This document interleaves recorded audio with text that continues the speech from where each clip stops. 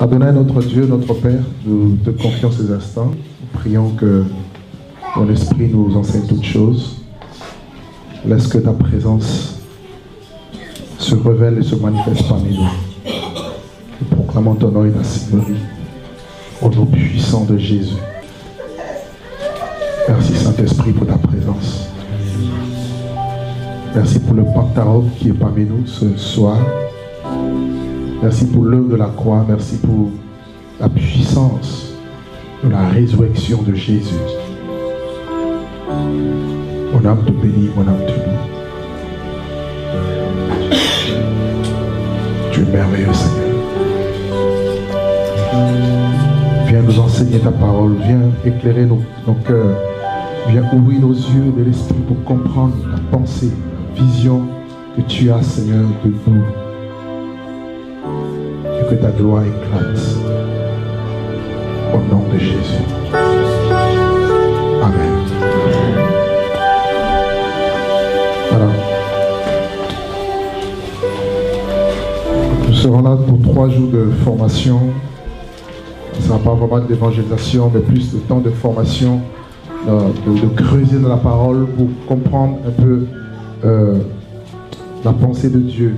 Je pense que dans les jours à venir, demain après demain, nous aurons également le temps de poser des questions. Vous aurez le temps de poser des questions par rapport à toutes sortes de questions que vous avez. Alors Dieu m'a mis à cœur, pendant que je priais ce matin, de parler de quelque chose de très précis, de parler un peu de l'Église, et de la vision de Dieu pour le corps de Christ, l'Église. Donc je parlerai du temple souillé. Le thème de notre enseignement ce soir, c'est le temple souillé. Alors suivez très bien l'enseignement.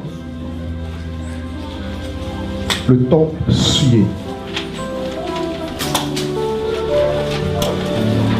J'essaierai d'être pas très long pour que nous puissions bien comprendre ce que le Seigneur veut nous communiquer.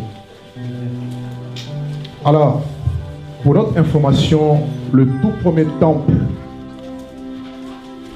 que Dieu va créer, c'est l'homme. Nous prenons Genèse chapitre 1er, le verset 26, verset 27. Le temple. Genèse chapitre 1er, le verset 26 au verset 27.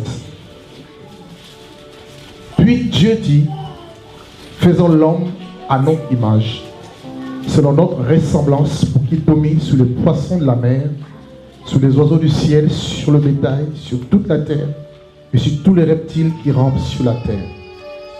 Dieu créa l'homme à son image, il le créa à l'image de Dieu, il créa l'homme et la femme. Amen. Je disais tantôt que le tout premier temple que Dieu a créé, nous sommes ici au commencement de l'histoire de l'humanité, c'est l'homme. Nous allons essayer de parcourir un peu l'histoire du temple de Dieu, quelle était la pensée de Dieu de Genèse, Apocalypse. Et vous allez voir comment l'ennemi a tout fait ou essaie de tout faire pour détruire le temple que Dieu veut bâtir. Le tout premier temple était l'homme. L'homme, nous dit la Bible, va être créé par Dieu à l'image de Dieu. Et si vous lisez dans le livre de Colossiens chapitre 1er, le verset 15, la Bible nous dit que le Fils de Dieu, et Christ, est l'image du Dieu invisible. Donc Christ est l'image de Dieu, le Dieu de gloire. Et l'homme était créé à cette image. Donc nous avons été créés, je parle bien de l'homme, pour être à l'image de Dieu, pour être à la ressemblance de Dieu, c'est-à-dire pour porter la gloire de Dieu, Christ, la Shekinah. Et regardez dans Genèse 2, là Dieu a procédé à la création. Et dans Hébreux chapitre 1er, le verset 3, l'auteur des Hébreux va nous dire que, après avoir parlé à plusieurs fois et de plusieurs manières à nos pères par les prophètes, Dieu dans ce temps de la fin nous a parlé par les fils, qu'il a établi, n'est-ce pas, héritier de toutes choses. Et on nous dit que le Fils est l'image, plutôt le reflet de la gloire du Père et l'empreinte de sa personne. Le Fils est l'image et le reflet de sa gloire. Donc quand on parle de l'image de Dieu, on voit forcément la gloire de Dieu. On voit la Shekinah de Dieu. Parce que le but de Dieu, depuis le commencement, c'est Dieu voulait habiter dans l'homme qui était son temple. Amen. Alors dans Genèse 2, verset 7, lisons-le. La Bible dit, l'Éternel Dieu va former l'homme de la poussière de la terre et va souffler dans ses narines un souffle de vie. Et l'homme va devenir une âme vivante. Ici, Dieu procède à la formation de l'homme. Il forme l'homme de la poussière et la Bible dit que Dieu va souffler dans ses narines le souffle de vie. Et le verbe souffler ici signifie littéralement allumer. C'est comme si l'homme était inerte, il avait besoin d'être allumé, rallumé par la flamme de Dieu, voyez. Dieu va souffler un souffle de vie. Et l'Esprit de Dieu est comparé à un souffle. Vous verrez, à la naissance de l'Église, la Bible dira tout d'un coup vient du ciel un bruit comme celui d'un vent impétueux et qui remplit toute la maison où ils étaient assis. Et ils furent tous remplis de l'Esprit de Dieu. Alléluia. Amen. Donc, l'Esprit de Dieu va habiter l'homme. Donc, lorsque l'homme sera créé, il va devenir une habitation de Dieu. Dieu, dans sa gloire, va siéger dans l'homme. Voyez, Dieu marchait dans l'homme et Dieu siégeait dans l'homme. Et c'était ça le but du temple. Amen. Mais malheureusement, dans Genèse 3, l'homme va chuter dans le péché. Connaissons l'histoire. Le serpent, qui était l'animal le plus rusé de tous les animaux de champ, est venu voir l'homme, la femme plutôt.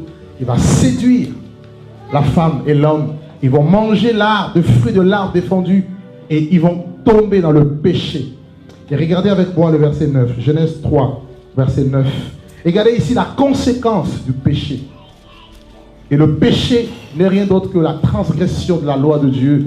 Le péché, c'est le fait de manquer de but. Lorsqu'on s'écarte de l'appel que Dieu nous a adressé, on pêche. Lorsqu'on sort du plan de Dieu, on vit dans le péché. Et le péché, la gloire de Dieu, la Shekinah de Dieu, l'Esprit de Dieu en nous, en l'homme. Genèse 3, 9 à 10. Là, bien évidemment, l'homme va chuter. Il est dit, mais l'Éternel Dieu appela l'homme et lui dit, où es-tu? Et il répondit, j'ai entendu ta voix dans le jardin et j'en ai eu peur parce que je suis nu et je me suis caché. Suivez ici ce qui va se passer. L'homme était rempli de l'esprit. Il était rempli de la gloire. Il pouvait voir Dieu, il pouvait adorer Dieu, il pouvait contempler la face de Dieu. Pour votre information, avant la chute de l'homme, Adam pouvait parler avec Dieu. Adam pouvait entendre Dieu. Adam pouvait être en communion avec Dieu. La présence de Dieu lui était indispensable. Il demeurait dans cette présence de Dieu. Tel un poisson qui demeure dans l'eau. Vous le sortez de l'eau, eh bien, le poisson meurt. Parce que je dirais l'environnement qui convient au poisson, c'est l'eau. Et vous sortez le poisson de l'eau, le poisson meurt. Vous voyez? Et c'est la même chose. L'homme était rempli de la gloire au niveau de l'intérieur et au niveau de l'extérieur. Parce que le tout premier temple était une habitation de Dieu en esprit. Dieu habitait dans l'homme. Dieu, dans sa gloire, il siégeait dans l'homme. Mais voilà que le péché va venir, l'homme va se rendre compte qu'il était nu. Pourquoi? Parce que la gloire l'avait quitté. Romains 3, 23 nous dit quoi?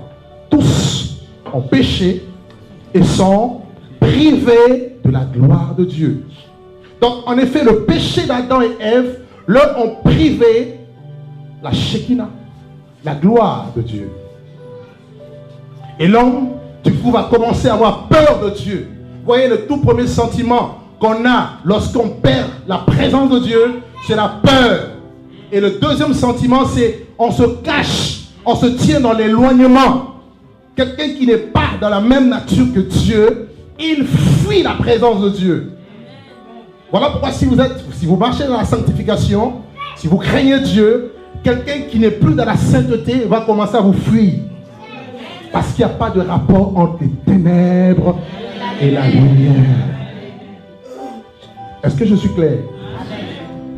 Le péché, dans Genèse 6, le verset 1er au verset 3. Regardez la conséquence du péché. Dieu va avoir mal au cœur. Dieu va se repentir. Il sera blessé à cause de l'acte que l'homme va commettre. La Bible dirait que lorsque les hommes eurent commencé à se multiplier sur la face de la terre et que les fils leur furent nés, et les fils de Dieu virent que les filles des hommes étaient belles et qu'ils ont pris pour femmes parmi toutes celles qu'ils choisirent. Alors l'Éternel Dieu dit, mon esprit ne restera pas toujours dans l'homme, parce que l'homme n'est que chair et ses jours sont de 120 ans. Ici, Dieu décide de retirer son esprit. Quelle décision, frère. Dieu décide de retirer son esprit de l'homme. Vous savez, si l'esprit de Dieu est retiré de nos vies, c'est la mort. On devient fade. N'est-ce pas que Jésus a dit dans Marc 9, il dit, le sel est une bonne chose. Mais si le sel, sa saveur, avec quoi la rendront-on? Il dit, ayez du sel en vous-même et soyez en nous et comme du sel. Il nous donne la saveur. Lorsque vous n'avez plus, le sel en vous n'a plus de saveur, vous devenez fade. On vous présente un aliment qui n'a pas de sel. C'est un aliment qui n'a pas de goût. Or, c'est l'Esprit de Dieu, l'onction de Dieu, n'est-ce pas? La présence de Dieu dans le temple qui fait que nous puissions avoir du goût.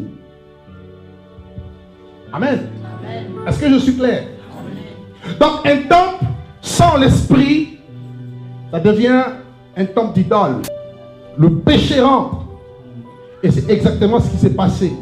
Voilà pourquoi dans Genèse 5, si vous lisez, à partir du péché d'Adam et Ève, les enfants que Adam et Ève vont engendrer vont être non plus à l'image de Dieu, mais ils seront à l'image d'Adam, à l'image du péché. Vous comprenez pourquoi il est dit que tous ont péché? Vous comprenez pourquoi dans Romains 5, Paul ira jusqu'à dire que le péché est entré par un seul homme. Ce n'est pas un seul homme que le péché est entré dans le monde. Et par le péché, la mort. Et c'est ainsi que la mort s'est étendue sur tous les hommes. Parce que tous ont péché. Donc le premier temple qui était Adam et Ève, ce premier temple a été souillé par le péché. Mes amis, je ne joue pas avec. On ne joue pas avec le péché. On a l'impression que le péché n'a pas d'effet. Mais laissez-moi vous dire, le péché, c'est tellement puissant pour détruire la gloire de Dieu dans l'homme. Si vous êtes enfant de Dieu, si vous êtes appelé de Dieu, il y a quelque chose que vous devez fuir chaque jour. Et il n'y a pas de demi-péché, il n'y a pas de demi-mesure dans le péché. Le péché, c'est le péché. On ne joue pas avec. Parce qu'on veut servir Dieu, mais on veut quand même avoir notre petite vie cachée. Oui, Dieu comprend. Avec le temps, je vais changer. Mon ami, ce n'est pas ce que la Bible dit. La Bible me dit que si quelqu'un est en Christ, il est devenu une nouvelle créature. Les choses anciennes sont passées et toutes choses sont devenues nouvelles. Donc c'est à l'instant. Tu changes de nature. La Bible dit la sémence de Dieu habite en nous. Nous ne pouvons plus pécher volontairement. Et Dieu avait mal, frère. Vous imaginez, le temple était souillé. Le tout premier temple, souillé par le péché. Et Dieu ne pouvait plus rien faire. Dieu prend une décision horrible. Une décision terrible, je dirais. D'ôter l'esprit de l'homme. Amen. Ben, laissez-moi vous dire, le désir de Dieu, ça a toujours été de demeurer avec les hommes. Alors, plus tard, lorsque Dieu va appeler Moïse, connaissons l'histoire, Moïse va sortir le peuple de l'Égypte. Et Dieu voulait à nouveau avoir une alliance avec un peuple. Et bien avant la construction du tabernacle, qui était le deuxième temple, Dieu se manifestait sur la montagne de Sinaï. Si vous lisez Exode 19, Exode 20, vous allez voir que lorsque Dieu descendait sur la montagne, la montagne était toute en fumée à cause de la gloire de Dieu. La gloire de Dieu se révélait comme une nuée, tantôt comme le feu. Et tous ceux qui étaient dans le péché ne pouvaient pas s'approcher. Vous lirez dans Exode 20, les enfants d'Israël iront même jusqu'à dire à Moïse que Dieu te parle toi et que toi tu nous rapportes les paroles de Dieu. Mais qui ne nous parle pas de peur que nous ne mourions. Tellement qu'il y avait la sainteté de Dieu. Là où il y a la gloire de Dieu, il y a la sainteté de Dieu. Or, la plupart des églises aujourd'hui, des chrétiens, ont perdu la sainteté de Dieu. Le feu. Dans Exode 24, il est dit que l'aspect de la gloire de Dieu était sur la montagne de Sinaï comme un feu dévorant. N'est-ce pas qu'Hébreu nous dit que notre Dieu est aussi un feu dévorant? Et le peuple tremblait. Alors, Dieu ne voulait pas tuer le peuple. Vous savez, le péché a mis une séparation. D'ailleurs, Ésaïe le dira. Il dira que la main de l'Éternel n'est pas trop courte pour sauver, ni son oreille trop dure pour entendre. Mais ce sont vos péchés qui vous cachent sa face et qui vous l'empêchent de vous écouter. Donc, lorsque vous péchez, il y a comme un mur de séparation qui vous empêche, ne dormez pas s'il vous plaît, qui vous empêche de voir Dieu, et en même temps, ce voile empêche Dieu de vous exaucer. Voyez? Est-ce que c'est clair? Donc le péché constitue en lui-même, voyez, une séparation. Vous ne pouvez pas aller vers Dieu. Dieu ne peut pas non plus vous exaucer. Voilà pourquoi il fallait que ce voile soit brisé à la croix par la venue de Christ. Nous avons maintenant, par le moyen du sang de l'agneau, nous dit la Bible, de libre entrée dans le sanctuaire. Amen. Dans Exode 25, là nous sommes en train de voir le deuxième temple.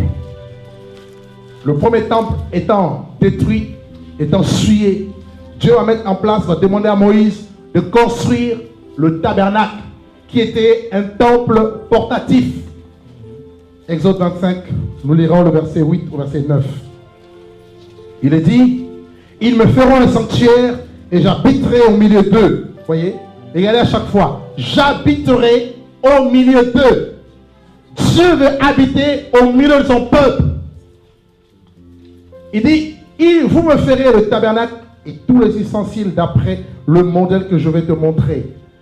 Et Hébreu nous dit que Moïse avait reçu le modèle céleste. Il devait construire le tabernacle avec les mesures que Dieu lui avait montrées au ciel. Et ce tabernacle était composé de 3 parties, comme vous savez.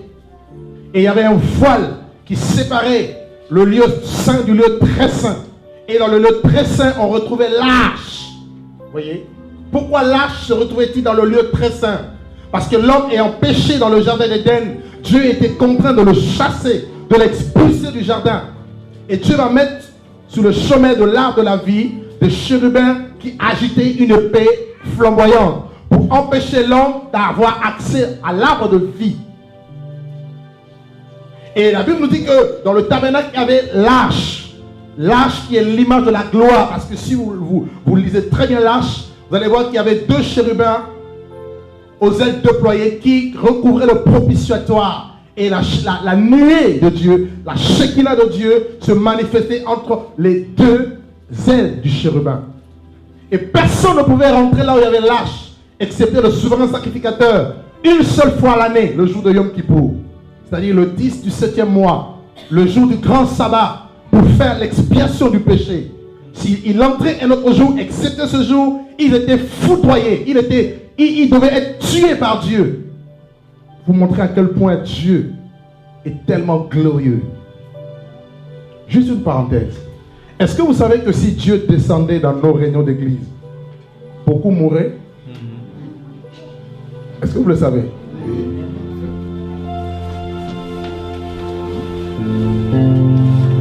Moïse, qui avait l'habitude de voir la gloire de Dieu, il va poser une question à Dieu dans Exode 33. Il dira, Seigneur, si je trouvais grâce à tes yeux, fais-moi voir ta gloire.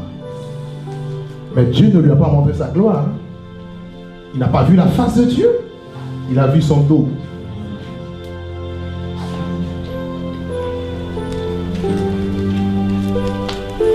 Et dans Exode 40, lorsque le tabernacle sera achevé, la Bible dirait que la nuée de Dieu va couvrir le tabernacle. Et le verbe couvrir là, c'est habiller. La gloire de Dieu va habiller, va remplir. Prenons-le, Exode 40. Donc on a vu le premier temple, l'homme.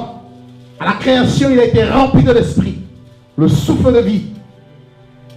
Et le deuxième temple, qui va être construit lorsqu'il sera achevé, Exode 40, regardez le verset 33 au verset 34. Il est dit, il dressa le parvis autour du tabernacle et de l'autel, et il mit le rideau de la porte du parvis. Ce fut ainsi que Moïse acheva l'ouvrage. Alors la nuée couvrit la tente d'assignation, et la gloire de l'Éternel remplit le tabernacle. La Bible dit que la gloire de Dieu va remplir, et la nuée va couvrir la tente. Et le verbe couvrir là, c'est habiller. Comme l'homme a été habillé par la gloire de Dieu, voilà que la Shekinah de Dieu va habiller le tabernacle. Frères et sœurs, Dieu va habiller un temple portatif, un objet, au lieu d'habiter l'homme, pour vous montrer à quel point l'homme était loin de Dieu. Et ce n'était pas du tout le désir de Dieu. Parce que le désir de Dieu, c'est que Dieu habite en l'homme et qu'il marche parmi les hommes. De sorte que les nations sachent qu'il y a un peuple qui appartient à l'Éternel. Alléluia. Et bien évidemment, lorsque vous lisez l'histoire d'Israël, partout où l'arche, le temple, l'arche allait avec les enfants d'Israël, la gloire de Dieu les accompagnait. Et regardez comment Dieu a donné à Israël la victoire sur leurs ennemis. Parce que l'arche de Dieu était avec eux. Lorsque la nuit se levait le jour, lorsque la colonne de feu se levait la nuit, les enfants d'Israël marchaient derrière la nuée de Dieu. Lorsqu'elle s'arrêtait, ils s'arrêtaient. La nuée là, c'était l'image de l'Esprit de Dieu qui est censé nous conduire de gloire en progrès. Et quel est l'ennemi qui pourra empêcher, qui pourra détruire l'œuvre que l'Esprit de Dieu est en train de bâtir? Laissez-moi vous dire, si nos églises sont malades, si nous sommes malades, c'est parce que nous nous sommes détachés de la nuée de Dieu. C'est parce que nous sommes détachés de l'Esprit de Dieu. Parce que là où il y a l'Esprit de Dieu, il y a toujours la victoire. Là où il y a l'Esprit de Dieu, nous marchons de progrès en progrès.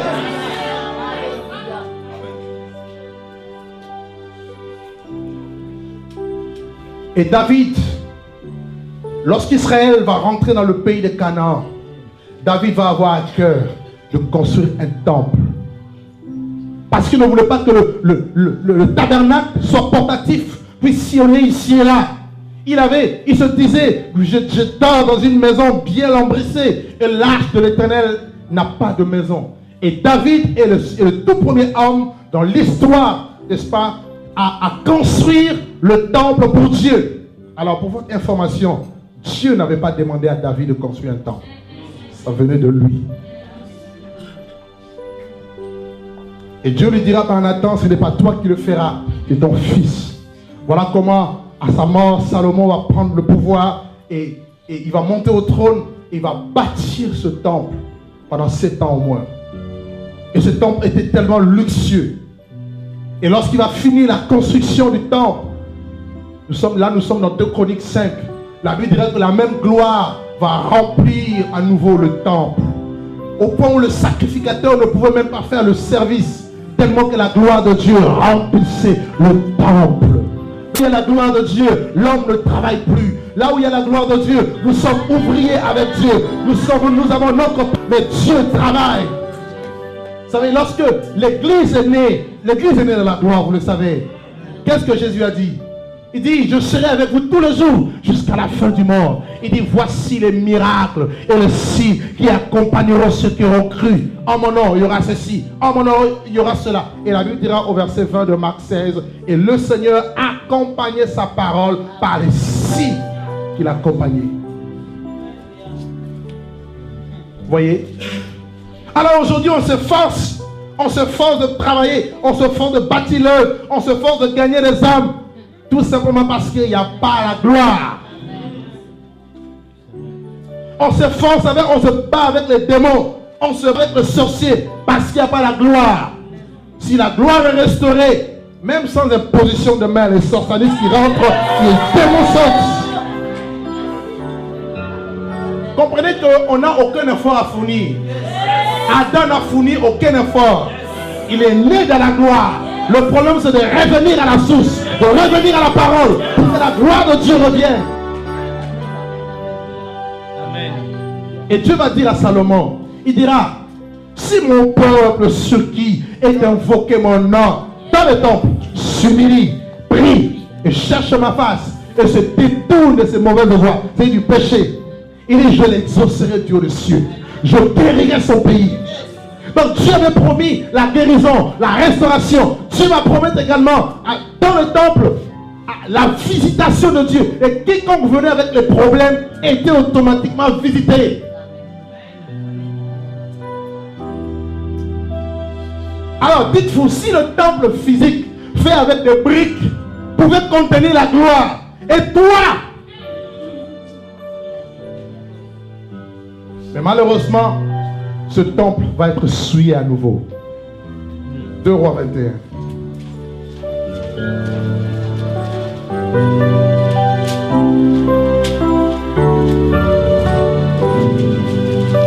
Alléluia.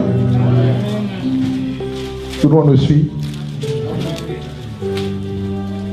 2 Rois 21. Nous lisons à partir du premier verset jusqu'au verset 7. Manassé avait 12 ans lorsqu'il devint roi et il régna 50 ans à Jérusalem. Sa mère s'appelait Hetziba et il fit ce qui est mal aux yeux de l'Éternel, selon les abominations des nations que l'Éternel avait chassées devant les enfants d'Israël. Il rebâtit le haut lieu qu'Ézéchias, son père, avait détruit et il éleva des autels à Baal et il fit une idole d'Astarté, comme avait fait Akab, roi d'Israël. Et il se prosterna devant toute l'armée de cieux et la servit. Il bâtit des autels dans la maison de l'Éternel, quoique l'Éternel avait dit, c'est dans Jérusalem que je placerai mon nom. Et il bâtit des autels dans toute l'armée des cieux, dans les parvis de la maison de l'Éternel.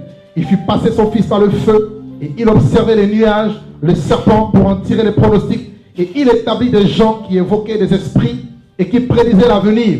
Et il fit de plus en plus le mal, ce qui est mal aux yeux de l'Éternel, afin de l'irriter. Regardez au verset 7. Il mit l'idole d'Astarté qu'il avait faite dans la maison dans laquelle l'Éternel avait dit à David et à Salomon, son fils, c'est dans cette maison et c'est dans Jérusalem que j'ai choisi parmi toutes les tribus d'Israël que je veux à toujours placer mon nom. Alors suivez très bien.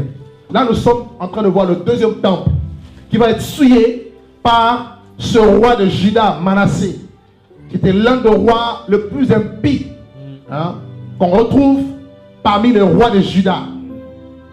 La Bible dit qu'il va élever des autels à des divinités telles que Baal. Donc il va introduire dans le temple un faux culte. Un culte basé sur l'idolâtrie. Tout comme aujourd'hui vous avez le culte de l'homme dans la plupart des bâtiments. L'homme de Dieu, la femme de Dieu. Et la Bible dit qu'il y a des autels à toute l'armée des cieux. Et il va faire passer son fils par le feu. Il va sacrifier son fils au dieu Moloch. C'était une abomination. Si vous lisez Deutéronome 18, Dieu avait dit aux enfants d'Israël, lorsque vous serez entrés dans le pays de Canaan, vous n'apprendrez pas les abominations de ces nations. Quand on ne trouve chez toi personne qui fasse passer son fils par le feu. C'était une horrible abomination. Voyez. Et Manassé va également introduire dans le temple l'idole d'Astarté. Or, Astarté, c'était une déesse qui était d'origine phénicienne, qui était adorée, en fait l'adoration de cette divinité, cette déesse Astarté, et la déesse de la fécondité, se faisait par des orgies sexuelles. Non seulement des orgies sexuelles, il y avait également les homosexuels dans le temple. Si vous lisez 2 Rois 23, on ne va pas le lire, le verset 7 à 8. Le 2 Rois 23, 7 à 8 nous en parle clairement. Donc, l'adoration d'Astarté se faisait par des orgies sexuelles. En gros, c'était le culte du sexe. Et il va prendre toutes ces abominations et il va les introduire dans le temple. En gros, dans le lieu très saint, là où la gloire de Dieu résidait.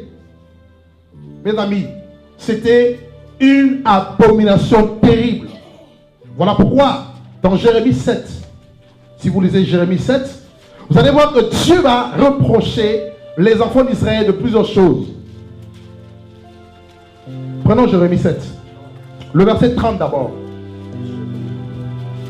Le Seigneur dit, par la bouche de Jérémie bien sûr, il dit, car les enfants de Juda ont fait ce qui est mal à mes yeux, dit l'Éternel. Ils ont placé dans la maison sur laquelle mon nom est invoqué, afin de la souiller. Donc, Dieu condamne ici les enfants d'Israël. Il y avait le peuple, il y avait les sacrificateurs et il y avait les prophètes. Et tout le peuple était corrompu. Et ce peuple va introduire, sous l'égide bien sûr du roi Manassé, toutes ces idoles dans le lieu très saint. Et frères et sœurs, Dieu appelle cela la souillure, l'abomination.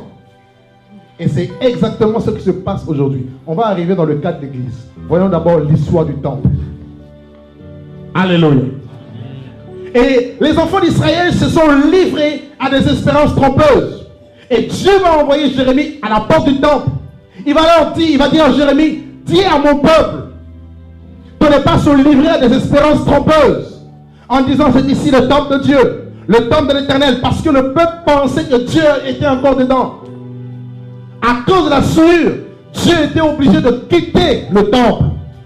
Mes amis, quand Dieu quitte le temple, c'est la destruction. Parce que Dieu assure la protection du temple. Et les enfants d'Israël ne vont pas écouter. Et si vous lisez au verset 13, regardez le thème que le Seigneur va utiliser ici. Il dit, en parlant de la maison de Dieu, prenons le verset 10. On peut même prendre à partir du verset 8. Il dit, mais voici, vous vous livrez à des espérances trompeuses qui ne servent à rien. Quoi? Dérober, tuer, commettre des adultères, jurer faussement, offrir de l'encens à Baal, aller après d'autres dieux que vous ne connaissez pas. Puis vous venez vous présenter devant moi dans cette maison sur laquelle mon nom est invoqué. Et vous dites, nous sommes délivrés. Voilà comment la plupart des chrétiens se moquent de Dieu. Ils volent, ils commettent le péché, l'adultère, la fornication, les trafics de faux papiers, la drogue, tout ce que vous connaissez comme vice. Et ils viennent soi-disant le dimanche dans la maison de Dieu pour adorer Dieu. Vous vous trompez, vous vous moquez de Dieu. On ne se moque pas de Dieu. Et Dieu dit au verset 10, vers la fin, il dit, et c'est afin de commettre toutes ces abominations. Et est-elle à vos yeux une caverne de voleurs, cette maison sur laquelle mon nom est invoqué? Donc ici, Jérémie qualifie le temple de caverne de voleurs. Et c'est la même expression que Christ va utiliser. Vous vous rappelez lorsqu'il va chasser les voleurs du temple? On va arriver. Le temple était devenu une caverne de voleurs. Or, le mot caverne signifie littéralement sépulcre, tombeau. Donc il n'y avait plus la vie. Là où il y a le tombeau, il y a la mort. Il n'y a plus la vie. Or, l'esprit, c'est la vie. Le salaire du péché, c'est la mort. Est-ce que vous comprenez un peu? Et Jérémie va annoncer le jugement de Dieu. La captivité babylonienne. Dans Jérémie 25, Jérémie va se lever à prophétiser en disant, réformez vos voies, repentez-vous de vos mauvaises œuvres. Le peuple n'a pas voulu écouter. Vous savez, lorsque Dieu suscite des prophètes, très souvent on ne les écoute pas. Et Jérémie va annoncer que la captivité babylonienne allait durer 70 ans. Mes frères et sœurs, c'est ce qui va se passer. Si vous lisez 2 Rois 25, le roi de Babylone va venir en l'an 606 et va détruire Jérusalem et plus tard détruire le temple. Alléluia. Le temple était souillé. Grave encore, pire encore.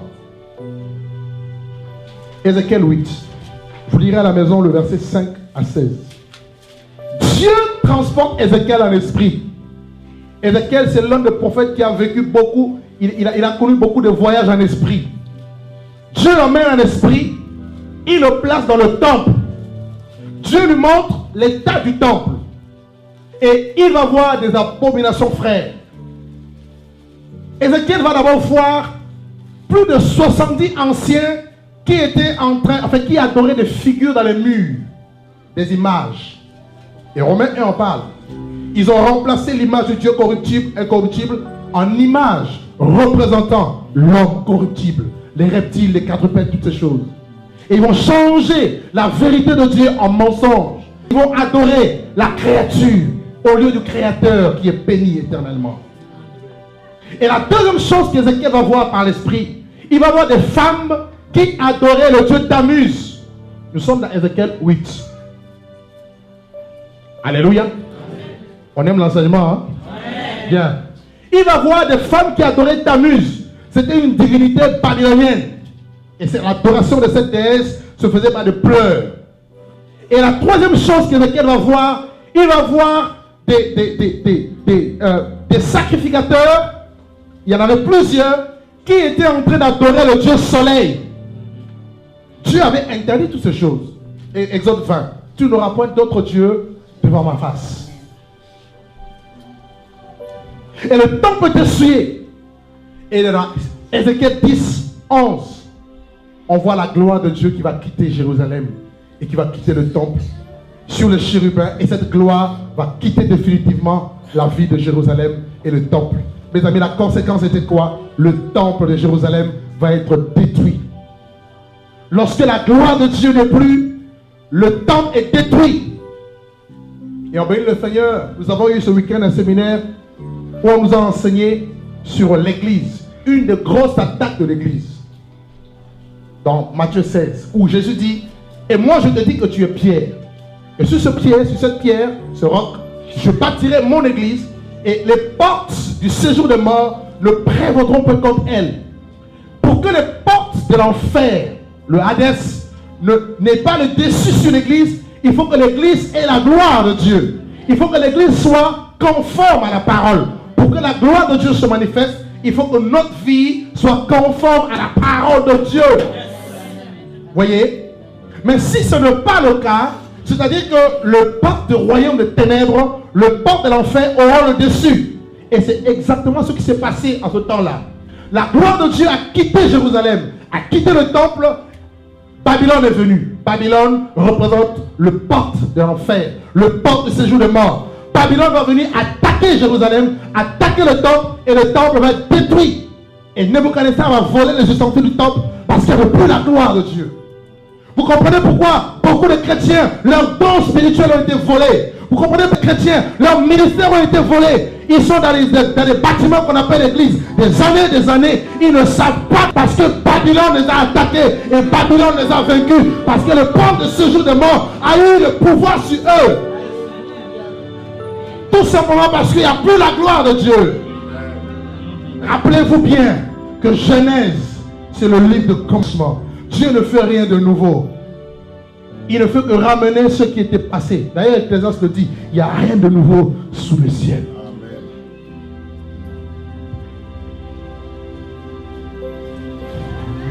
Amen. Le temple sera détruit. Le peuple va y aller en captivité pendant 70 ans. Et quelques années avant le terme de 70 ans, Dieu va réveiller l'esprit de Daniel. Daniel va lire, nous sommes dans Daniel 9, verset 1er au verset 3. Daniel va lire par les livres, notamment le livre de Jérémie, qu'il fallait qu'il s'écoule 70 ans de la captivité babylonienne. Et Daniel va se mettre à prier le Seigneur.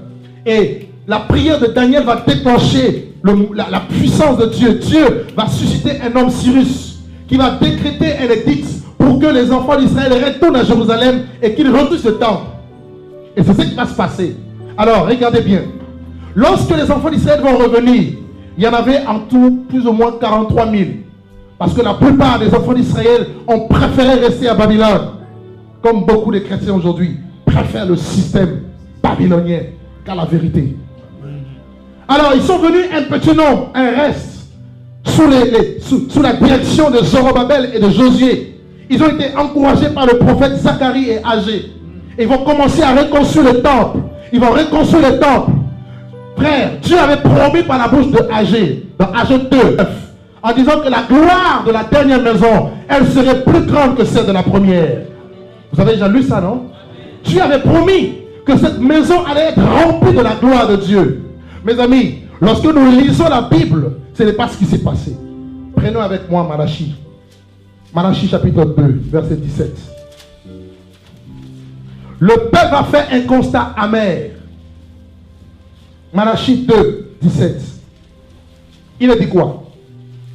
Il dit, vous fatiguez l'Éternel par vos paroles. C'est juste avant Matthieu. Malachie 2, verset 10. Il dit, vous fatiguez l'Éternel par vos paroles. 17, pardon. Malachie 2, 17. D'accord? Et vous dites, en quoi l'avons-nous fatigué? C'est en disant que quiconque fait le mal est bon aux yeux de l'Éternel. Et c'est en lui qu'il prend plaisir. Ou bien, où est le Dieu de la... de la justice? Ça va, tout le monde me suit? Bien.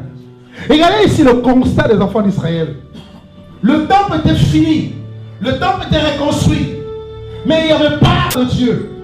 Il n'y avait pas le Dieu de justice. Le peuple pose la question au Seigneur. Mais où est le Dieu de la justice? Où est la gloire? Parce que le temple sans la gloire, c'est fade. Le temple sans la présence de Dieu, c'est la mort. Dieu dit, Dieu va répondre. Parce que il y a eu une concept. Pourquoi il n'y avait pas la gloire de Dieu? Déjà une première raison, une raison historique. L'arche avait été volée. Deuxièmement, il n'y avait pas la gloire parce que les sacrificateurs étaient corrompus. Or, à l'époque, les sacrificateurs étaient des enseignants. Si vous lisez Malachie 2, 5 à 7, la Bible dit que la loi de l'Éternel, on devait la retrouver dans la bouche des sacrificateurs. N'est-ce pas? Mais ces sacrificateurs ont fait de la loi de Dieu, la Torah, la vérité, la parole qu'ils avaient, une occasion de chute. Vous n'avez pas l'impression qu'aujourd'hui la Bible est devenue une occasion de chute pour beaucoup? C'est la même réalité. Et dans Malachie 1, Dieu dit, il dit, si je suis père, où est l'honneur qui m'est dû? Si je suis maître, n'est-ce pas? Où est la crainte que vous devez de moi? À vous sacrificateurs qui méprisez mon nom. Parce que les sacrificateurs offraient sur l'autel des reins, des animaux boiteux. Et ces animaux boiteux, c'était l'image de chrétiens. Ils ne prêchaient pas la sainteté. Parce que ce n'est pas la prédication que les cœurs peuvent être changés. Or, la Bible dit qu'il faut offrir vos corps à Dieu comme des sacrifices vivants, saints et agréables à Dieu. Ce qui sera de votre part un culte raisonnable. Donc, le but de Dieu, ce que Dieu veut, c'est d'avoir des sacrifices saints. C'est des chrétiens qui sont sanctifiés. Sans la sanctification, personne ne verra Dieu. Voyez? Et ce n'était pas le cas. Il y avait la corruption. Et le temple était souillé. Voilà pourquoi la gloire de Dieu n'habitait pas le temple de Zorobabel. Le temple souillé.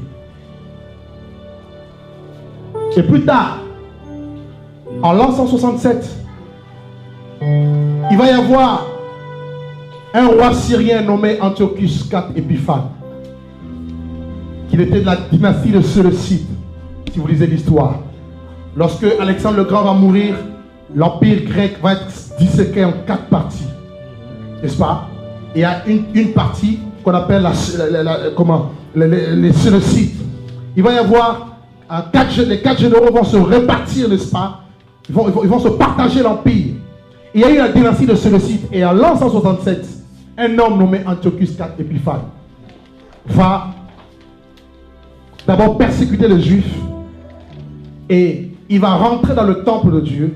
Il va sacrifier sur l'autel des reins un porc ou une truie à son dieu Jupiter ou Zeus.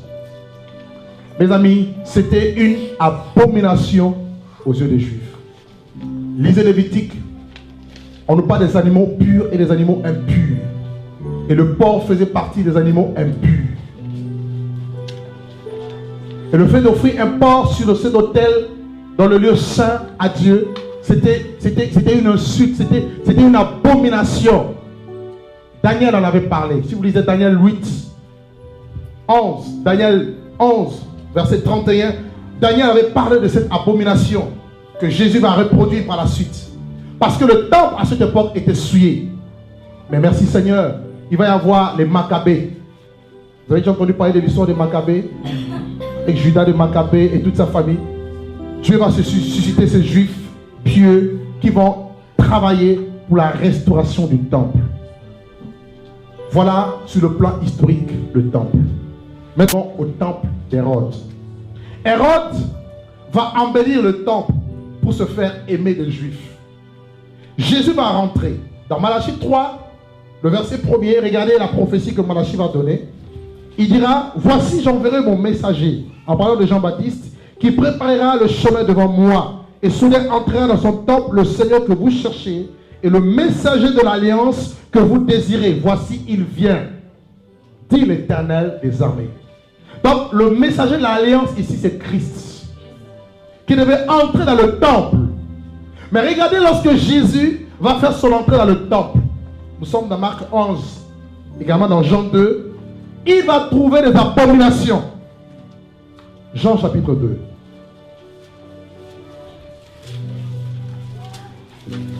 Que nos yeux s'ouvrent. Alléluia. Jean chapitre 2, le verset 13 au verset 16.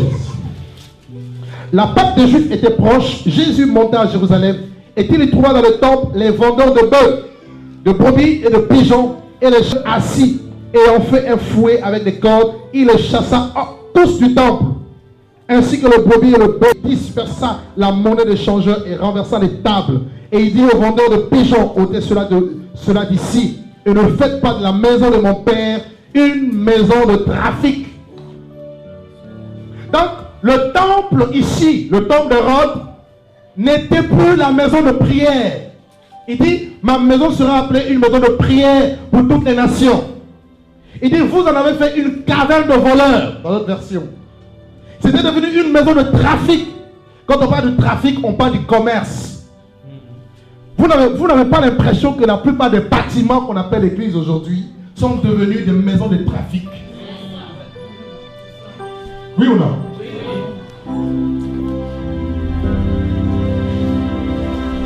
Jésus rentre, au lieu de trouver les gens en train de prier, d'adorer Dieu, il trouve les changeurs, d'abord les vendeurs de pigeons de bœufs. Frères et sœurs, c'était une image. Ces vendeurs-là représentent les faux pasteurs, le faux prophète. Et les animaux là, c'est les chrétiens. Parce que nous sommes comparés aux sacrifices, aux animaux. Et ils vendent vos âmes pour de l'argent, en ne vous prêchant pas la vérité. La colère de Dieu se révèle du ciel contre toute impiété des hommes et contre toute injustice des hommes qui retient injustement la vérité captive. Ils connaissent la vérité, mais ils ne prêchent pas parce qu'ils se disent, si on prêche la vérité, il y en a qui sont dans le péché, ils vont plus semer. On va manger quoi? Alors, c'est la vérité. Jésus disait aux pharisiens, aux docteurs de la loi, vous avez enlevé la clé de la science. Vous avez empêché ceux qui voulaient entrer. Et vous-même, vous n'êtes pas entrés. Dis à ton voisin, il y a beaucoup de voleurs dans le temple. Alors chacun doit avoir un fouet maintenant. Alléluia! Dis à ton voisin, tu dois avoir un fouet maintenant. Jésus va t'envoyer dans ce temple.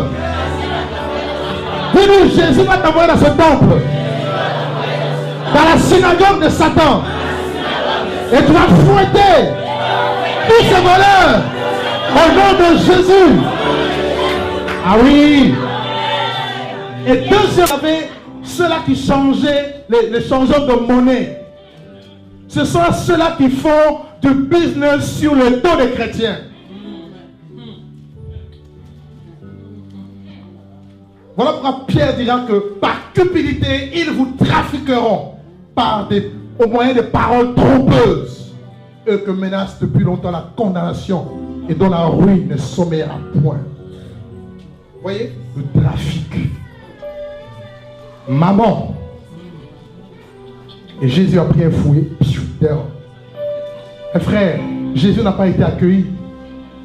Malgré cela, Jésus va mettre en place un nouveau temple. Je dirais le plus grand temple. Qui n'est plus un temple matériel. Un temple physique. Un temple composé de briques mortes. de pierres mortes. Il va venir bâtir le temple. Il y avait une prophétie. Regardez dans Zacharie 6. Dieu avait donné une prophétie dans Zacharie que le Fils de Dieu, le Messie, bâtirait la maison de Dieu. Le temple de Dieu. Zacharie 6, verset 12. On va le lire tous ensemble.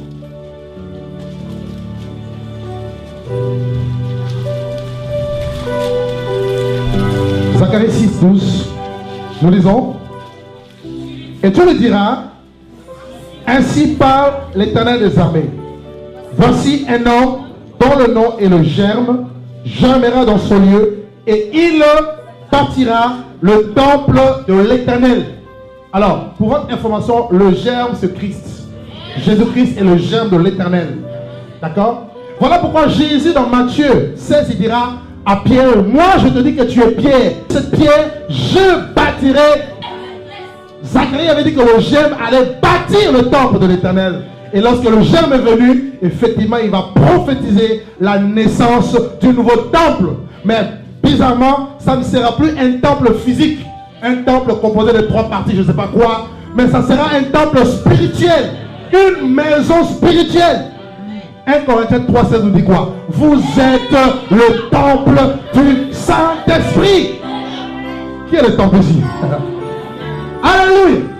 Alléluia! Paul dit que le Dieu qui a créé les cieux et la terre n'habite plus dans les maisons, dans les temples faits de mains d'hommes. Il n'est pas servi par les hommes parce que, alléluia, il a décidé d'habiter un petit corps que tu es. Donc, n'allez plus dans la maison de Dieu. Nous ne disons plus comme David.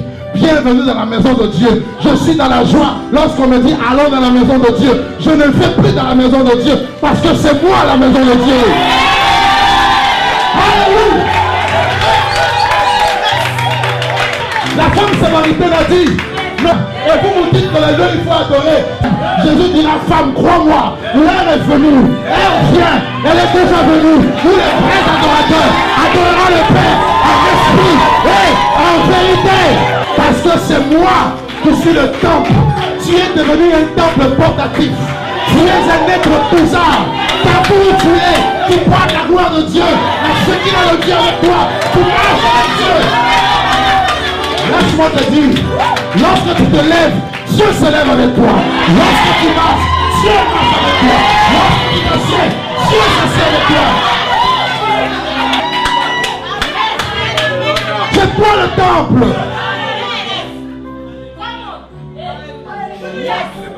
Oh, nous allons peindre l'église. C'est fini tout ça. C'est la loi. C'est moi le temple. Et ce temple que je suis doit être sanctifié, doit être purifié, nettoyé par la parole de Dieu.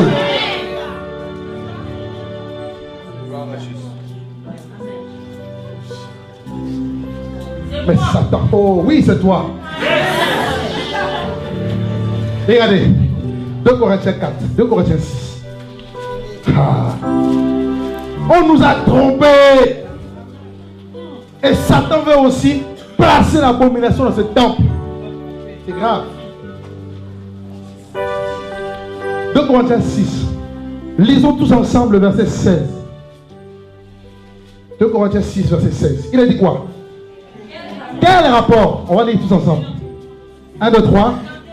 Quel rapport y a-t-il entre le temple de Dieu et les idoles? Car nous sommes le temple du Dieu vivant, comme Dieu l'a dit. J'habiterai et je marcherai au milieu d'eux. Je serai leur Dieu et ils seront mon peuple. J'habiterai. Vous comprenez pourquoi à la Pentecôte, l'acte 2, tout à coup il y a eu un bruit et des langues semblables à des langues de feu. Leur apparut, séparés les unes des autres, et ils se posaient sur chacun d'eux. Et ils furent tous remplis de l'esprit. Voilà la naissance de ce temple. La gloire de Dieu a rempli ce temple. L'ombre des pierres pouvait guérir les malades. Le peuple pouvait apporter les miracles, la guérison, la délivrance. Les chrétiens, lorsqu'ils priaient, Dieu les exauçait. Pierre était en prison, l'église a prié. C'était une église qui marchait dans la gloire. Parce que la Shekinah de Dieu, malgré les persécutions, ce n'était pas une église vaincue, c'était une église triomphante.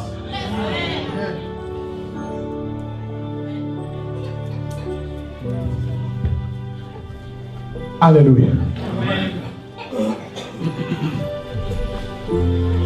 Le temple spirituel.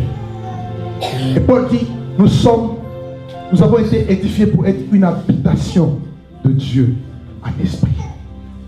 Il dit, édifiez-vous pour former une maison spirituelle, un saint sacerdoce, pour offrir des victimes spirituelles à Dieu. Et Satan est tellement rusé. Qu'est-ce qu'il fait? Il veut souiller ce temple. Dans Matthieu 24, 15, une prophétie capitale en disant, lorsque vous verrez l'abomination de la désolation dont a parlé le prophète Daniel, établie là où elle ne devait pas être, c'est dans le lieu saint, le temple, que celui qui lit fasse attention. Et cette abomination, frère, c'est vrai, le troisième temple, le temple à Jérusalem sera reconstruit. Tous les matériaux sont là. C'est vrai, l'homme impie fera une solide alliance avec Israël, d'après Daniel 9, pour asseoir, n'est-ce pas, l'abomination dans le temple. Mais nous sommes le temple spirituel. Donc Satan va tout faire pour asseoir l'abomination dans les églises. Souiller les églises. Et malheureusement, c'est ce qui se passe aujourd'hui.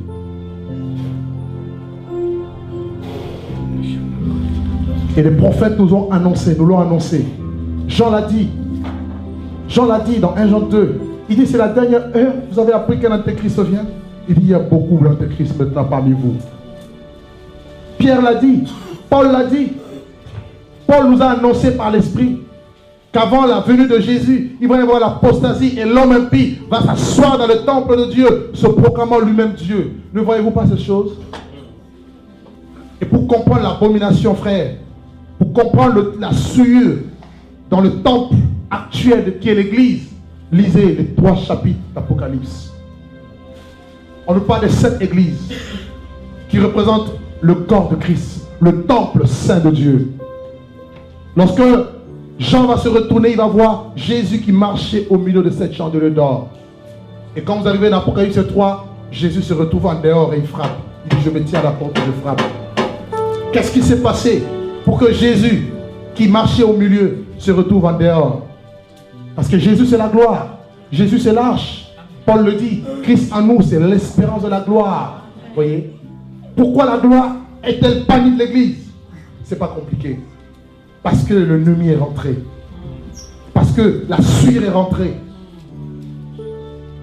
Dans l'église de Pergame, on nous parle de la doctrine de Balaam, la simonie. Vous voyez? Des hommes qui vont utiliser leur don spirituel, leur ministère pour s'enrichir. Et la Bible nous parle de 3 étapes. La voie de Balaam, les carréments de Balaam et la doctrine de Balaam. Des enseignements qui sont erronés, des viols sacrifiés aux idoles.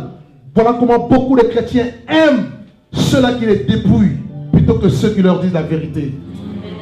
Paul l'a dit. Il dit dans 2 Corinthiens 11, il dit si quelqu'un vous a servi, si quelqu'un vous dévore, si quelqu'un vous frappe au visage, vous le supportez.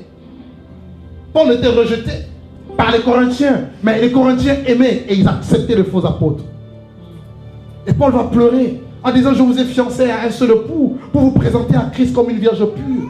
Il dit mais de même que le serpent a séduit Ève par sa ruse, il dit je crains que vos pensées ne se corrompent et ne se détournent de la simplicité à l'égard de Christ.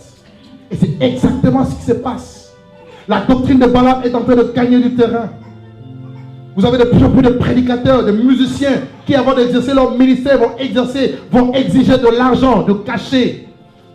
Tout ça, ça fait partie de la doctrine de Balaam. La Bible dit que vous avez reçu gratuitement, il faut donner gratuitement. Voilà les choses qui ont fait fuir la gloire de Dieu. Les voleurs dans le temple et les changeurs de monnaie. Ils sont assis dans le temple. Des bishops soi-disant. Ils ont fait de la maison de Dieu une caverne de voleurs. Voilà comment la gloire de Dieu est bannie. Dans l'église de Thyatire, on nous parle de cette femme Jézabel qui se dit prophétesse et qui séduit les serviteurs de Dieu et les amène à manger des viandes sacrifiées aux idoles. Et cet esprit de Jézabel est en train d'agir dans beaucoup d'églises aujourd'hui. Ne cherchez pas à avoir une femme Jézabel, c'est un esprit.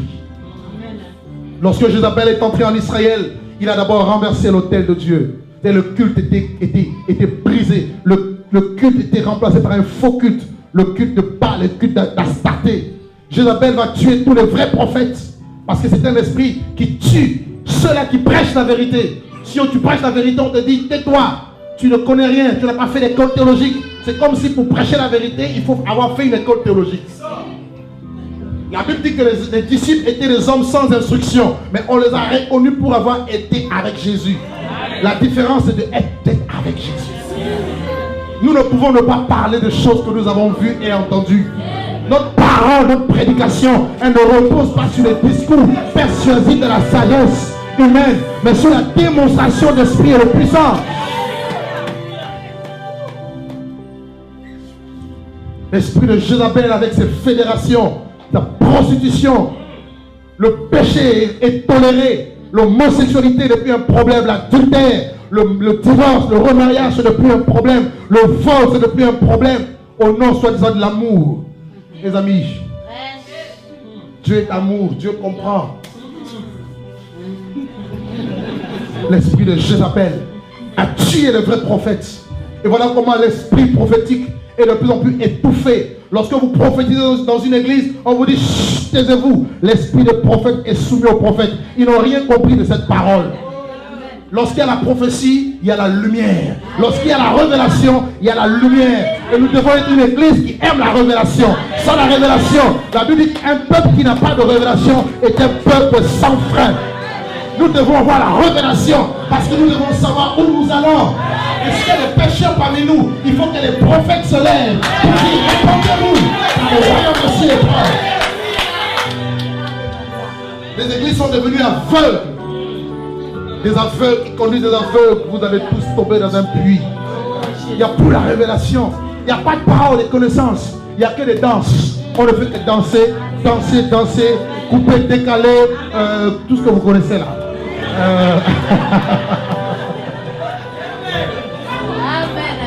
Les églises sont devenues des dancing clubs. On vient présenter la sape. Et c'est les danses. Dis à ton voisin, on n'a pas besoin de ça. Jean-Baptiste était habillé en peau de chameau. Et il a dit la gloire de Dieu.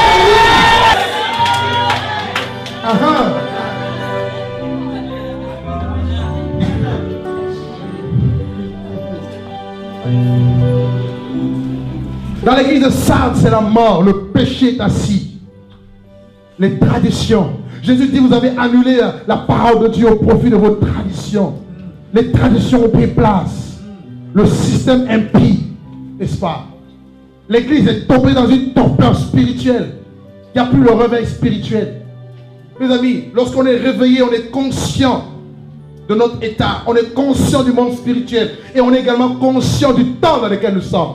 Jésus disait aux pharisiens, vous savez discerner l'aspect du ciel, mais vous ne pouvez discerner le signe de ce temps. Lorsqu'on est réveillé, on discerne dans quel temps nous sommes.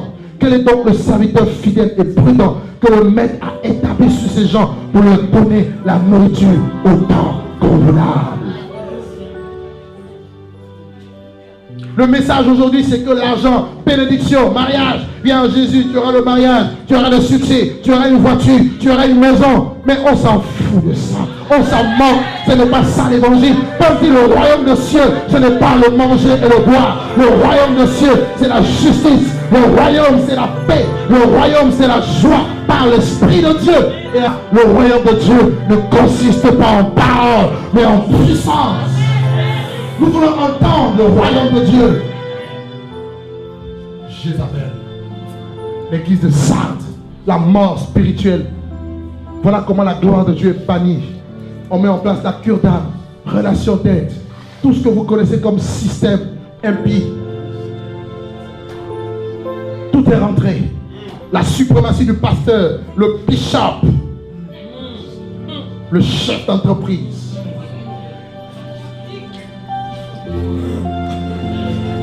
Et les églises sont devenues de boutiques, de ligablo. Et les chrétiens sont devenus des vaches à traire, des vaches à lait, des moutons ou de brebis qu'il faut tondre. Appel de fonds sur appel de fonds. On ne voit que votre portefeuille. On ne voit jamais ce qui est dans votre cœur. Le péché que tu as, on ne voit pas. Lorsque tu es riche, tu es levé en tant qu'ancien diacre, pasteur assistant. Alors que tu peux être sorcier, tu peux avoir 4 femmes, ce n'est pas un problème. Le péché est assis, Satan est assis dans les églises. C'est grave. Et sans parler de l'église de Laodicée, cette église complètement dans le matériel, avec des bâtiments marbrés, des bâtiments en or, avec toute forme de richesse, tout ce qui est somptueux. Et on dit c'est ça l'église de Dieu. Mes amis, Dieu ne regarde pas ceux qui frappent l'œil, Dieu regarde le cœur. Jésus dit aux pharisiens, pommeau blanchi, vous êtes comme le sépulcre blanchi.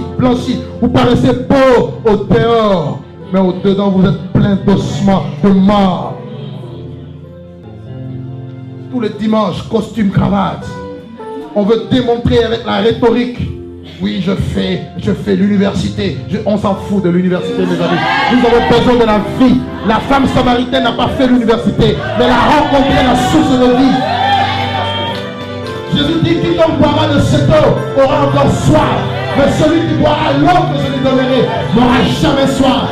Et l'eau que je vous donnerai, l'eau de l'Esprit de Dieu, l'eau de la parole, deviendra en lui une source d'eau vive qui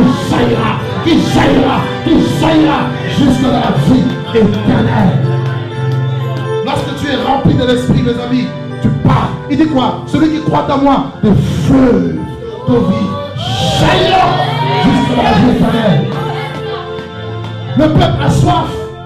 Le peuple a soif, non de beaux discours. Autrement, les politiciens sont mieux placés que nous. Parce qu'ils ont l'art de convaincre avec le mensonge. Ils font passer le mensonge pour la vérité. Et tout le monde acclame.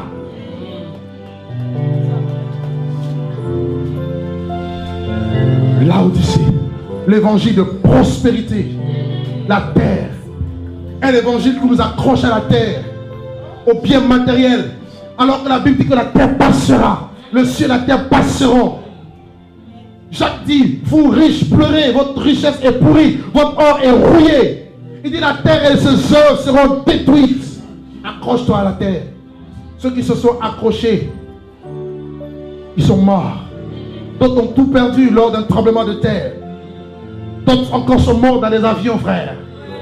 La vie d'un homme ne dépend pas de ce bien, nous dit la Bible. Serait-il dans l'abondance? Non, il faut être dans l'abondance, oui, l'abondance spirituelle.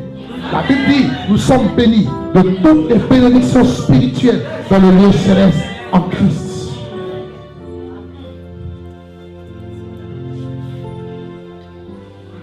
L'église d'Éphèse, une église complètement dans l'apostasie. Il dit, ce que j'ai contre toi, c'est que tu as abandonné ton premier amour. Combien de chrétiens ont-ils abandonné leur premier amour? Ils se sont livrés à l'apostasie. Et laissez-moi vous dire, un des signes de la fin des temps, ce n'est pas le réveil mondial. Non. La Bible a prédit le réveil des faux prophètes. Jésus dit plusieurs faux prophètes se leveront et ils séduiront beaucoup de gens. La Bible a prédit l'apostasie. Paul dit que dans les derniers jours, dans les derniers jours plutôt, il y aura des temps difficiles. Les hommes seront égoïstes, fanfarons, hautains, blasphémateurs, amis de l'argent, aimant le plaisir plus que Dieu. Voyez, ayant l'apparence de la piété et régnant ce qui en fait la force. Des hommes qui ont pour Dieu leur ventre, qui ne pensent qu'aux choses de la terre. Voilà comment le temple est souillé aujourd'hui. Sans parler des chrétiens qui aiment le péché. Parce que c'est bien de dénoncer les autres. Et ta vie d'abord. Une double vie. La duplicité. Le mensonge. Toutes ces choses font fuir la gloire de Dieu. Et c'est l'état de beaucoup d'églises. Que personne ne vous trompe. Allez dans le monde entier. Dieu nous fait un tout petit peu grâce de voyager dans le monde. C'est le même constat qui est fait. C'est catastrophique. Je donnerai raison à Jésus lorsqu'il dira, lorsque le Fils de l'homme reviendra sur terre, trouvera-t-il la foi? Regardez combien de marchands de miracles il y a aujourd'hui. Ils vous promettent la liberté alors qu'ils sont eux-mêmes esclaves de la corruption. Ils vous promettent le miracle moyennant une enveloppe délivrance, moyennant une enveloppe guérison, moyennant une enveloppe. C'est grave. Il n'y a que ça aujourd'hui. Et où est Jésus? La même question que les Juifs se sont posés. Où est le Dieu de la justice? C'est l'apostasie dans les nations.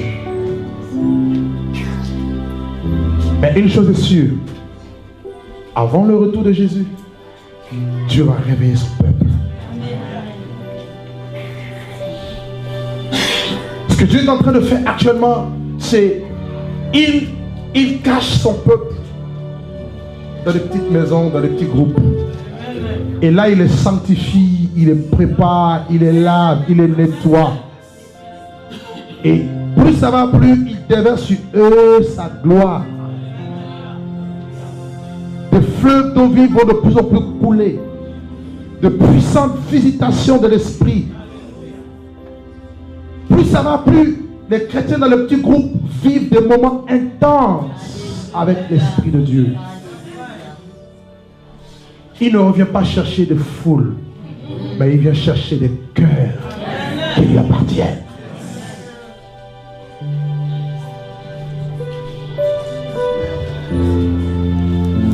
Lorsque Israël est tombé dans l'apostasie, Dieu a suscité des prophètes, des juges pour interpeller son peuple.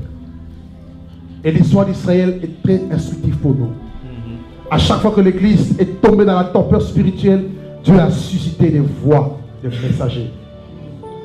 Et ces messagers, ce sont ces cris de minuit qui vont crier partout que l'époux arrive, que Jésus revient bientôt, qu'il faut se sanctifier, qu'il faut purifier ses vêtements, qu'il faut se nettoyer, qu'il faut se sanctifier parce qu'il arrive.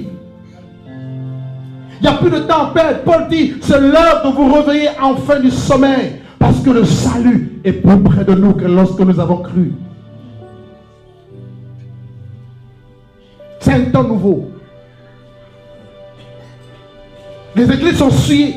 Il y a l'abomination dans beaucoup de cœurs, dans beaucoup d'églises. Mais Dieu, au milieu de toutes ces souillures, il a un peuple. Voilà pourquoi il dit, c'est pourquoi je dis à mon peuple, sortez du milieu d'eux et ne touchez pas à ce qui est impur.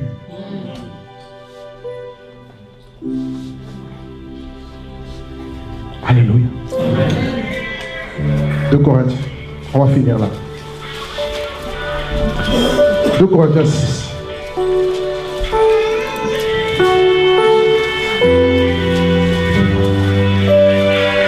Versets 14 à 18. On va le lire tous ensemble.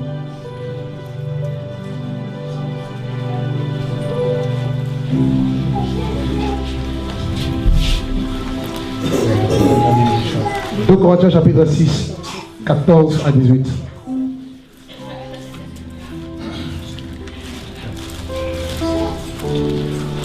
Est-ce qu'on peut le lire? 1, 2, 3.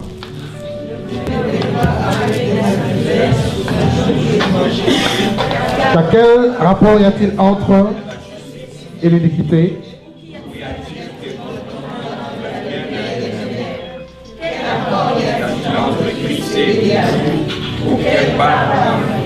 Avec l'infidèle. Et quel rapport y a-t-il entre et les idoles?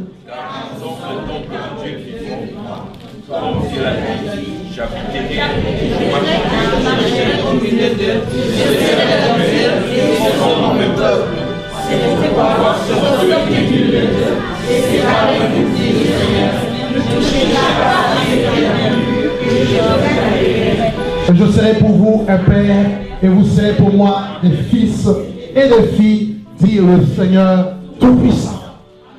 Dieu veut restaurer cette relation de père et fils. Amen. Mais bien avant cela, il nous demande de nous détacher. Il dit, ne touchez plus à ce qui est impur, tout ce qui est souillé, et je vous accueillerai. Et Dieu dit, il dit au verset 16, il dit, j'habiterai au milieu de vous et je marcherai à nouveau. Est-ce que vous voulez voir Jésus marcher au milieu de nous? Frère, lorsque Christ revient et qu'il habite d'abord en nous, nos vies changent. Comme je le disais tout à l'heure, nous devenons porteurs de la gloire. Et deuxièmement, il nous fait la promesse qu'il va marcher au milieu de nous, comme il a fait avec cette église, Apocalypse. il marchait au milieu de cette chambre. Et regardez comment cette église était puissante. Ce n'est pas une affaire d'apôtre ou de prophète ou le bishop. C'est une affaire des chrétiens, des pierres vivantes. Qui est le temple ici? Qui est le temple? C'est-à-dire que cette parole-là, elle peut s'accomplir en toi.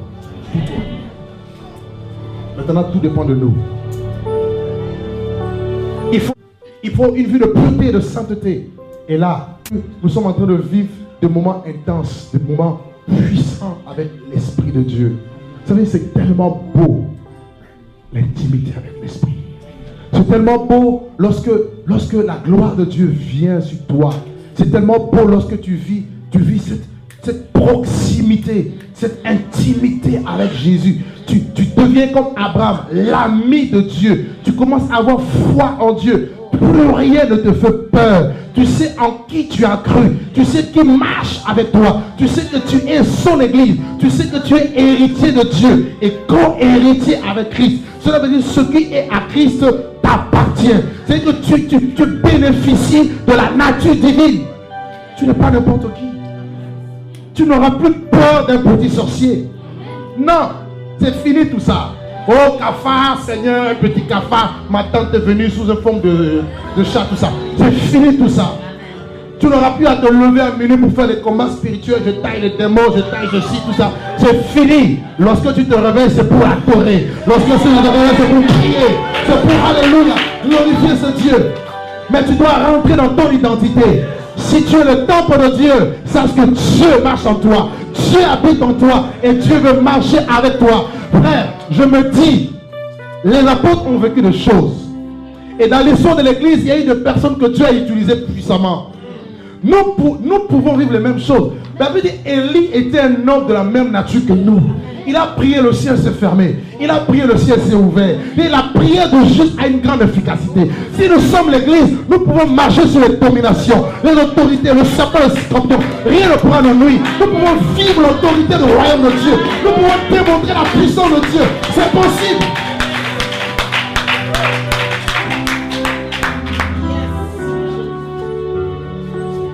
Dieu veut par tes mains à toi apporter beaucoup de guérisons. Combien de ça déjà? Tu es là, Dieu dit, Seigneur, moi-même là.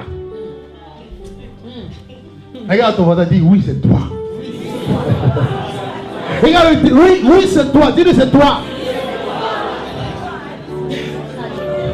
Seigneur, je suis un enfant, je ne sais pas parler. Je dis, tu iras voir les pasteurs, tu leur parleras de ma part. Tu vas annoncer ma parole. Parce que mon épée est dans ta bouche. Oh Seigneur, je ne suis pas capable. Dieu dit à Gédéon, va avec la force que tu as. Tu as reçu. Alors vas-y. Tu te formes, en même temps tu sers. Je plains les vendeurs du temple de Belgique. Je plains les changeurs de monnaie dans le temple, frère. Le temple souillé. Mais Dieu n'a pas dit son dernier mot. Dieu n'a pas dit son dernier mot. La Belgique sera touchée. Les chrétiens seront visités. Dieu a libéré son peuple. Dieu aime son peuple. Dieu n'a pas dit son dernier mot. Nous n'allons pas reculer. Même s'il faut des complots pour arrêter l'œuvre de Dieu. Hey! La Bible dit pourquoi ce tumulte parmi les nations et ces vaines pensées parmi le peuple. Les rois de la terre se sont ligués avec les princes contre le Seigneur, contre son roi. Ils ont dit brisons leurs liens. Mais une vérité que celui qui siège au ciel rit. Parce qu'il connaît la finalité. Parce qu'il sait que nous sommes plus que vainqueurs. Par celui qui nous a aimés.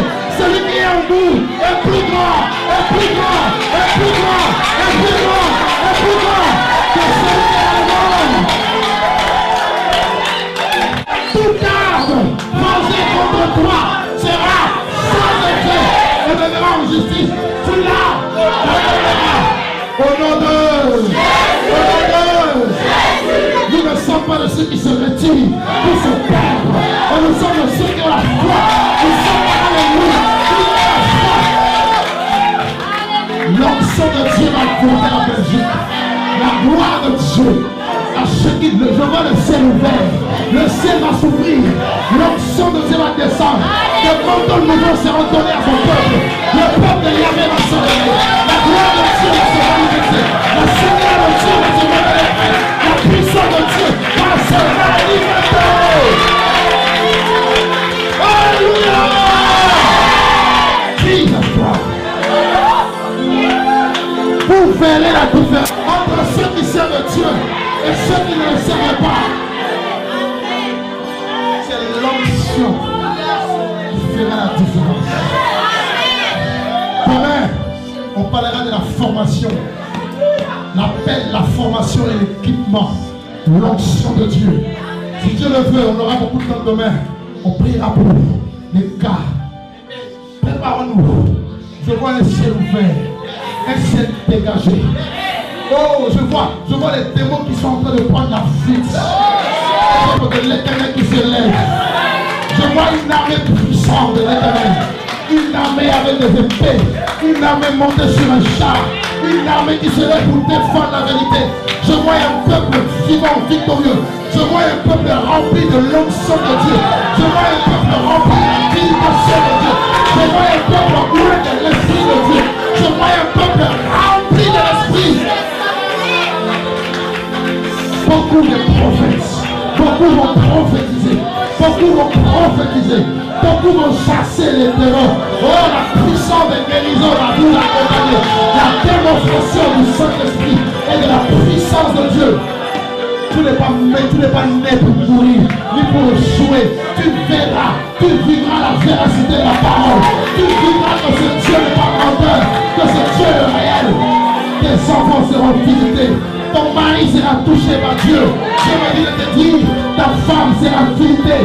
L'onction de Dieu en bénédiction dans ta vie. La puissance de Dieu a déguerpi les démons.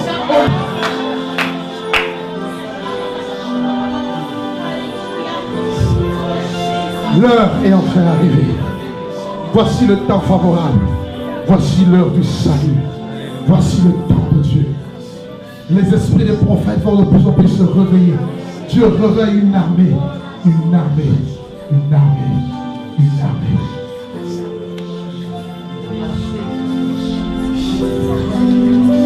My God.